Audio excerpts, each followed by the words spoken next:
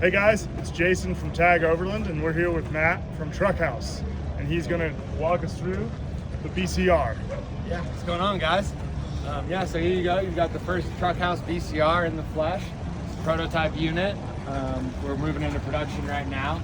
It's a full one-piece carbon fiber shell. The shell is very beautifully designed with a lot of OEM automotive features. So there's not a flat panel on here. Just tried to integrate it to the truck as well as possible. Make it look like an OE automotive, like Ram designed it. So body lines carried through, fender flares match. Like I said, not a flat panel on the thing. So you've got tumble home running up the side, which is that curvature if you look at it from the side. Cab over pitches in 3 inches, and you even got pretty cool carbon foils up there in the front. Yeah, I mean, you guys did an amazing job making this fit the lines of the Ram truck and the Prospector XL. Speaking of the Prospector, it's really cool that you guys are using this as the chassis. It's one of my favorite trucks on the market. AEV, I'm obviously a fanboy of. Dave's awesome. I know you guys have worked a lot with him in creating this and consulting with him about it, but let's talk through some of these cool features. Like it's things that I'm noticing as an AEV fanboy are the tubing below that kind of match the look of AEV's bumpers. Correct. The rub rail up here. Let's talk through those things. Yeah, absolutely. Well, for one, AEV is, in my opinion, the best truck builder in the country. I've looked up to Dave since I was 14 years old, and so it's been an absolute honor being able to be friends with him and work with those guys. He helps us a lot with that automotive surfacing. That's their background. They only do stuff to the highest level. But not only do those components kind of match the look of the AEV features, they're actually fully functional. So all the tubing on this is 2-inch DOM 120 wall steel with 3/16-inch steel skid plates underneath. So all the way under there and under the back, you can see it's actually coked into the carbon box, so it's all designed to fit, and it fully protects. So a lot of camper companies will do something like put their door here and hang their stairs down below. You guys know from wheeling, when you drop off with an obstacle here, this is your departure angle. Oh, yeah. You're gonna hit this. So definitely designed to be able to lift the whole truck off the ground. That tube up there also, 120 wall, 2-inch DOM. So if you ended up rocking the thing over into trees, rocks, anything like that, it's going to fully protect the shell, protect the awning, and make sure that the customer basically can wheel this thing and not worry. And that's the key about the AEV chassis, is that they really designed for simplicity, reliability, and really a good user experience. So this truck can roll into any Ram dealership, not a commercial dealership, fully under warranty. And the diesel cab chassis is a 5-year, 100,000-mile warranty from Ram. So. And I mean, it's like, you and I, we were chatting a little bit yesterday, and Yep. I think that's one of the cool things that attracted me to AEV, and I know you're a fan of as well, is that, you know, that reliability, that factory warranty. And I think you mentioned yesterday, you know, if you're down in Patagonia and you blow out a spring or something, you can get one. Or if you're somewhere that you can get mail, you can get to a buddy that's in the States. I need this spring. Go pick it up. They can ship day. it to you, Same day. right? And Dave really, you know, he always talks about our failure modes. What are acceptable failure modes? If something fails, can you get home? Right. And so Dave really designs around that. A lot of, you know, people in this industry are just adding more stuff, making more complexity, which, you know, they might add more specs on their spec sheet, but really it doesn't create a simple product for the end user, the customer. Right. Really, it's like we want you to be camping, wheeling, not worrying about the truck, not worrying about the camper. So we really kind of adopted AEV's mentality there. This is supposed to be an easy vehicle to drive, own, use, and live in. Right. And since we've been kind of talking about the truck, like maybe walk us through the ground up from this thing. Like, Yeah. you have this chassis on display. Yep, And I know absolutely. we were talking about Absolutely. this carbon fiber here, and when you told me how much it weighs, it blew my mind, because like Yeah. you don't think about carbon fiber weighing, I think you said 150 pounds. Yep. Yep. That's 150 pounds of carbon fiber right there. Correct. That's insane. Yeah, and so you need about 700 pounds of steel to emulate that strength. And this is just showing how the box actually mounts to these steel rails. So a normal, you know, rail-on-rail system, they build a full steel structure to support the box, big box tubular structure, because the box itself isn't strong enough to support its own weight. Well, since we engineer, design, and build the box, we engineer the carbon fiber laminate schedule in the floor of the box to be fully self-supporting. So So instead of building a big steel structure, we just do 2 steel rails that bolt to the bottom of the camper. So these get integrated into the camper. And the best part about this system is that it loads the chassis evenly when the vehicle's on the road. So 99% of its life, it's evenly loading the frame, just like Ram wants it. Right. We even cast our own urethane body mount, so this is all isolated via urethane. And you know what we're seeing a lot in the industry right now is people doing a 3-point mount system, which is doing basically a wing off the front of the chassis, a wing off the other side of the chassis, and a pivot in the rear. Yeah. I know we talked a little bit about this yesterday, but it's like, here's your frame, you're loading 2 up here, 1 here. Physics tells you that wants to do that. Yep. Then, you know, the leaf spring designed by Ram, which by the way, have a huge R&D engineering and design budget. They're not just guessing. Right. So that usually supports the frame like this, right? Nice Yep. and wide. Well, what happens is you do a 3-point mount, and you put an airbag or some other kind of spring in there, put the leaf spring, then this thing's flexing down, and the suspension's pushing up. Right. That's how you end up breaking stuff. Yeah. So, you know, with Dave's advice was to mount the thing, load it evenly, but we still have to allow it to twist because the chassis twists, you know, 10 degrees with it. Yeah. And maybe we can get the camera swung around to see just how much flex, because this truck is up on some stands. Yeah, and you can see how the rear is flexing. Yeah, so you look at the chassis, you look at the rear bumper to the cab of the truck, and you can see that angle. Right. And you can see that our subframe is lifted off in this corner, and it's also lifted off in that front corner.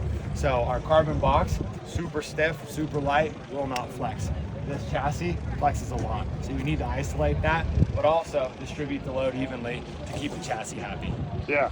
And one of the coolest things I saw yesterday, you guys basically created the Prospector XL bumper Correct. for this thing without the tubing. Yep. Which I thought was super cool because Yep.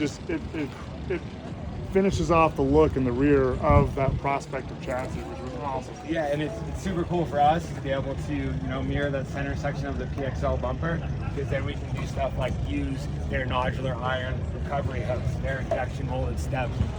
These parts have a lot of cost in the being able to cast them in the engineering. And Right. for us to do that at our small scale doesn't make sense, but to be able to incorporate their parts is, you know, it's a game changer really. Yeah. And we do, you know, below that we do a hitch with 3 receiver tubes. So you got 2.5 in the middle and 2 2s on the outside.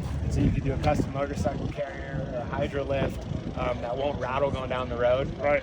But you could still tow, you know, 10,000 pounds with the 2.5-inch receiver in the middle. So awesome.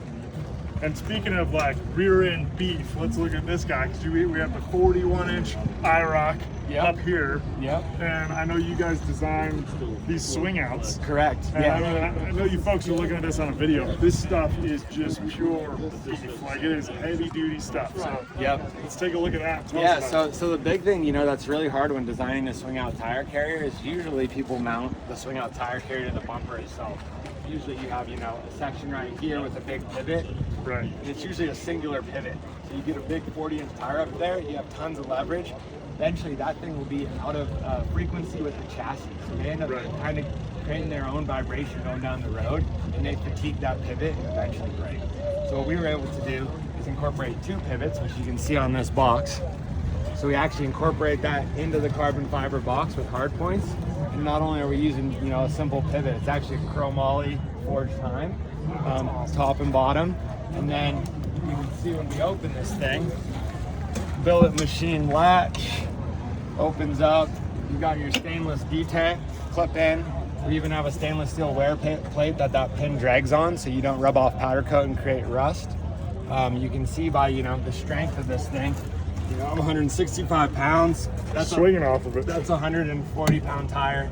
We're not worried about this thing failing. Right. It's got a worm drive winch hidden in here, and then we bolt a fabricated crane arm that we build to that tube clamp at the top, and that's how we lower the tire. That's awesome. Dave called me one day. He's my girlfriend's 5'2", and he calls me and goes, "Yo, make sure Tia can take that tire off." That's her name. And I said, "Yeah, man, good idea." You know, Yeah. He's like, "Make sure your girlfriend can That's take awesome. that tire off." I mean, because we have friends that have built some pretty big rigs Yeah. with big tires on them.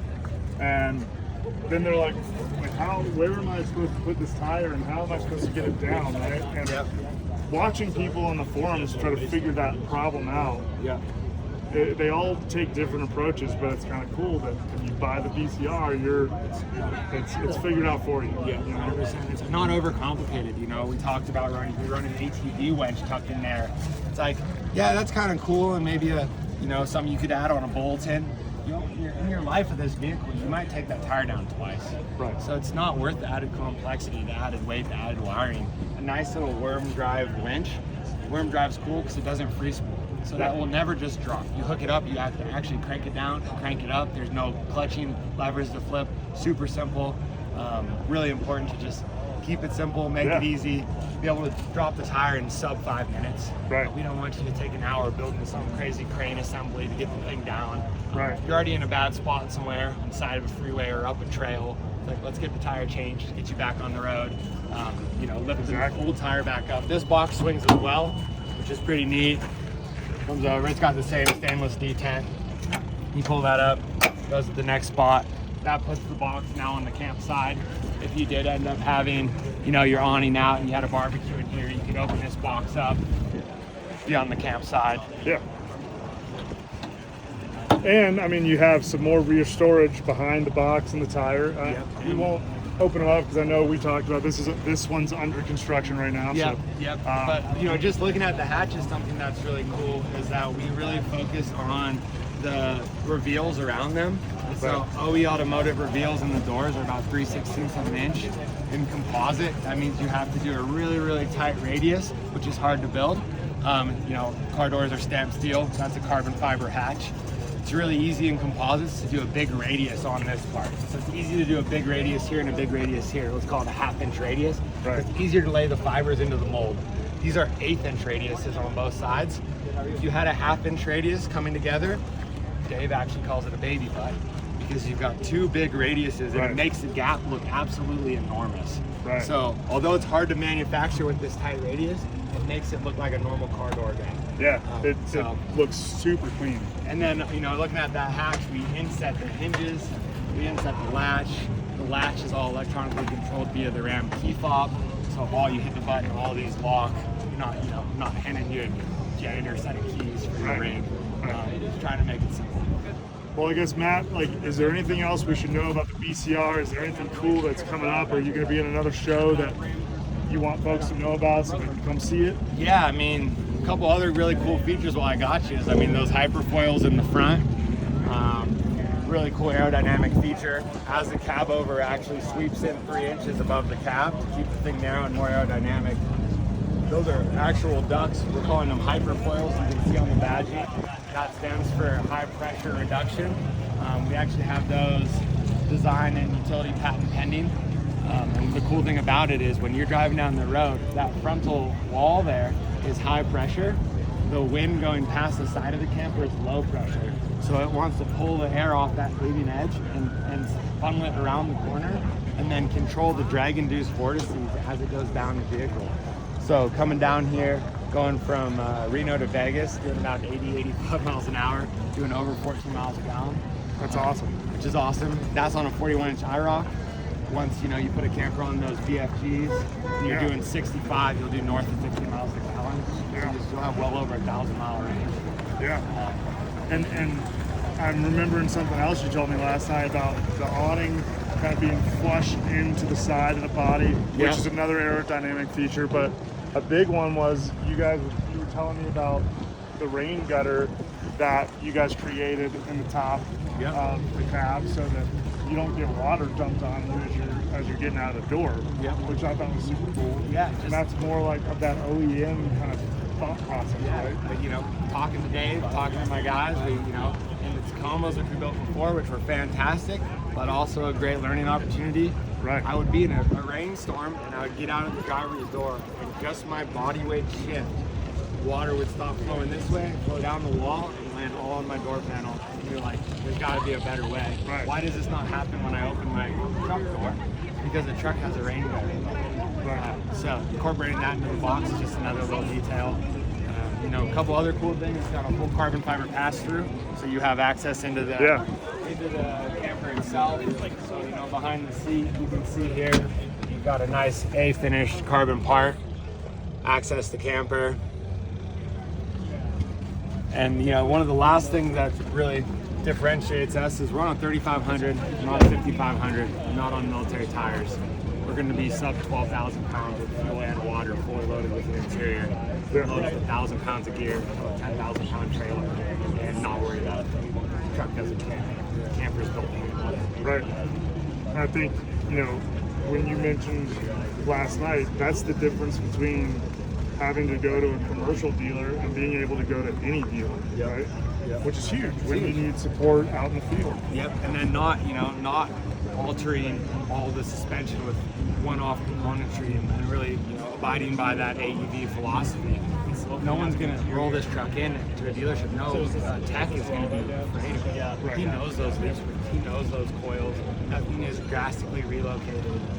You know, keep in mind how much engineering and R&D and testing these OEs have. Right. It is mind-blowing. So to just take all that stuff and throw it out the window is you're foolish. To think that, you know, a small aftermarket can design as good as an OE is foolish. Right. AEV enhances the OE, but lives by that same philosophy, simplicity, and, you know, easy to use, reliability, easy to maintain. Yeah. Well, I guess in closing, like, are you guys going to be at Mountain West, I think, or Pacific Northwest? We'll be at both. Yeah, we're jamming right now. We've got 4 campers in process in our little shop in Sparks, Nevada, right outside of Reno. If I don't sleep from now until Oregon, which is about a month and a half, should have finished camper on that white truck. So we do the crew cab as well as regular cab. There should be a finishing chair in there as well. So it's, I know you guys have seen some of our previous work. Right. The interior really, you know, complements the exterior. Every detail matters, whether you see it or not. With highest end finishes, highest end appliances. And yeah, excited for you guys to check it out. Yeah, me too. I know. I, for one, am thinking some very dirty thoughts about the single cab. It's just me and my dog, and if you're getting perfect, I'm talking to my mortgage broker like, should I sell my house and buy a truck house? Like, that's the conversation we're having right now. The thing is, you know, you can sleep in your house, but you can't drive it. That's true. You could do both in this. Yeah. So, and you know what? You said 13, 14 miles a gallon you were getting? Yeah, and we're thinking if you're going slower, you know, on speed limit, you'll be doing 15. That's pretty good for a house, right? Not bad. This is not bad for a house. Yeah. So, well, Matt, I appreciate your time so much. Yeah. We'll let you get back to the show, get to showing people this. No doubt. I'm looking forward to seeing you again and checking out the inside. But thank you so much, man. And I'm probably going to be buying one of these from you someday. Yeah. We'll build you one. Awesome. We'll build you one. Thank you. Right on, man. Tag out.